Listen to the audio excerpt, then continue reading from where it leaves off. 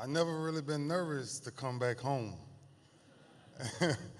It's always good to be back home in Miami.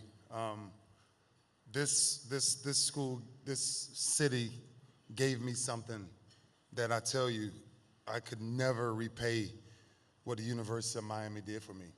I mean, absolutely. Growing up in Lakeland, Florida, for me, grew up in a very, very tough environment to where you had to figure out life very early. You had to figure out what was right and what was wrong, but you were surrounded around wrong so much. So a bunch of my teammates and a bunch of people that looked just like me and had way more ability than me, 90% of them chose the opposite. 90% of them chose drugs. 90% of them chose the fast way out. How do I make a quick dollar to take care of my families? How do I get out to make money? And didn't realize that it was a future that they was giving away. And one of the things that I'm telling you, it changed me forever, was my imagination.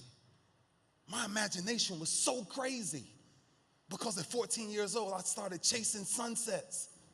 And I'll never forget, me and my best friend was sitting outside one day and I said, bro, I'm tired of my mother being beaten.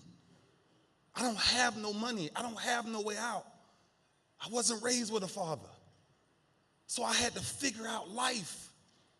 And I started to figure out life when I connected to who I truly believe God is. God is light. It's not a religion. It's a light that says there is a way out if your imagination can imagine outside of your circumstances.